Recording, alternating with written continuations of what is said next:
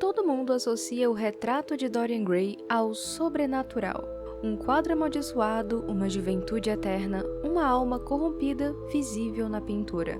Mas e se essa não for a única forma de interpretar esse romance?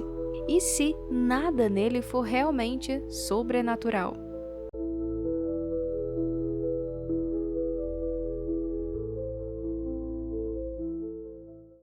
Embora a leitura fantástica dessa história seja a mais difundida, ela não é a única possível. Ao longo do tempo, diferentes abordagens críticas tentaram reinterpretar os eventos de O Retrato de Dorian Gray a partir de perspectivas não sobrenaturais, e uma das mais recorrentes começa pela própria mente de Dorian. A leitura psicológica. Essa interpretação propõe que as transformações do retrato não ocorreram de fato no plano material, mas sejam apenas percebidas por Dorian como uma projeção de seu estado mental. Sob essa perspectiva, o protagonista estaria na verdade experimentando um progressivo colapso psicológico, marcado pelo seu narcisismo extremo, paranoia e culpa. O retrato funcionaria como uma externalização simbólica da sua consciência moral. A cada ato de crueldade, Dorian veria na pintura a degradação que se recusa a reconhecer em si mesmo. Essa leitura se sustenta em alguns elementos relevantes. A estreita relação entre os atos de Dorian e as alterações percebidas no retrato, o uso da arte como mecanismo de dissociação moral e o crescente isolamento psicológico do protagonista. No entanto, essa interpretação encontra um obstáculo significativo. Acontece que o pintor Basil Hallward também testemunha as transformações no retrato. A narrativa não sugere que Basil esteja delirando, nem apresenta sinais claros de um narrador não confiável. Para sustentar plenamente a hipótese psicológica, seria necessário supor uma extensão pouco convincente do delírio de Dorian, ou uma ambiguidade narrativa que o texto não desenvolve de forma explícita. Outra cena que reforça a fragilidade dessa abordagem psicológica é o próprio desfecho do romance. Após destruir o retrato, Dorian Gray é encontrado morto, com aparência envelhecida e grotesca, enquanto a pintura retorna à sua beleza e forma original. Esse evento não é apresentado como uma experiência subjetiva, mas como um fato observado por terceiros dentro da narrativa. Assim, embora a leitura psicológica ilumine aspectos importantes da interioridade do personagem, como o fato de Dorian utilizar a arte como um escudo moral, por vezes dissociando suas ações de sua autoimagem, ela não é capaz por si só de eliminar a dimensão sobrenatural da obra.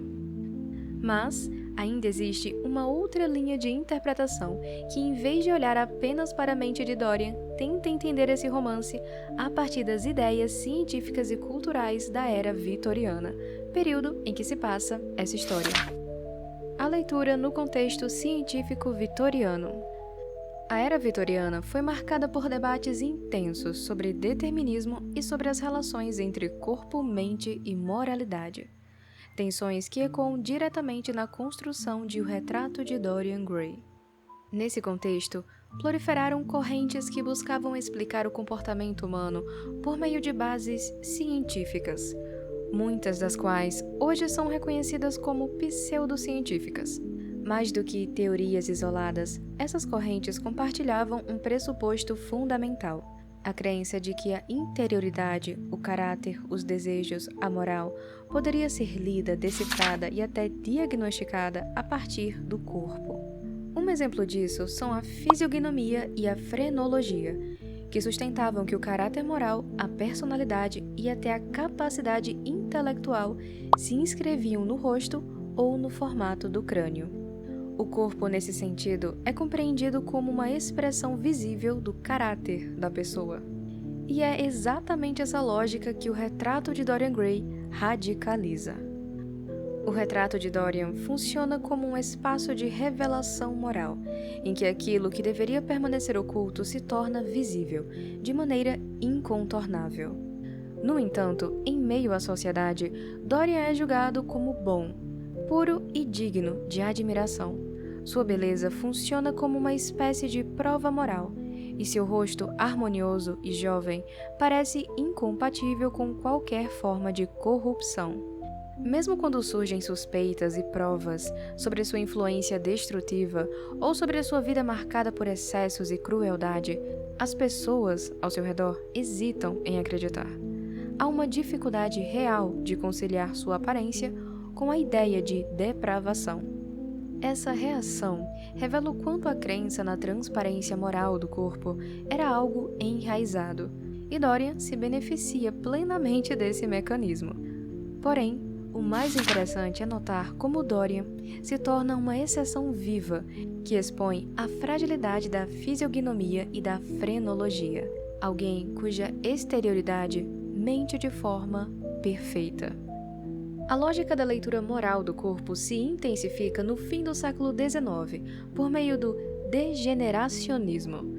Diferente da fisiognomia e da frenologia, o degeneracionismo introduz a ideia de que o vício e a corrupção moral são processos progressivos, biológicos e muitas vezes hereditários, o que serviu para alimentar debates sobre eugenia. Porém, a lógica de O Retrato de Dorian Gray subverte essa teoria.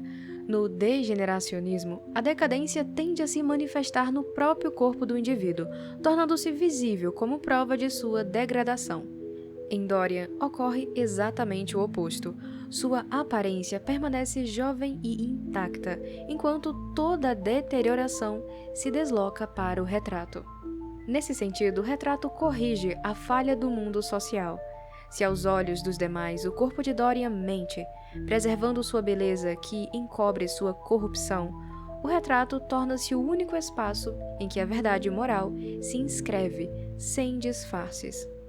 No fim, essas teorias podem nos ajudar a entender alguns traços da mentalidade da época, mas não explicam nem neutralizam os elementos sobrenaturais da obra. A verdade é que a premissa do romance e toda a narrativa deixa claro que essa obra não pode ser entendida plenamente sem considerar a literalidade de seus elementos fantásticos.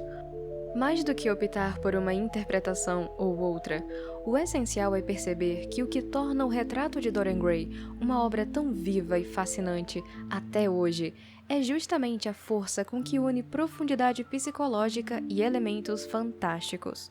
Uma combinação que intensifica o drama e transforma a corrupção interior em algo visível, onde aquilo que é negado com a consciência ganha forma, se impõe e, no fim, se torna inescapável.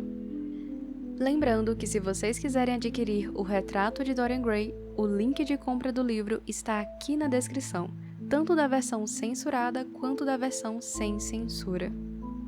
Deixe um like se você gostou do vídeo, inscreva-se no canal e compartilhe esse vídeo com os seus amigos que também amam um bom romance gótico. Fiquem com Deus e até a próxima!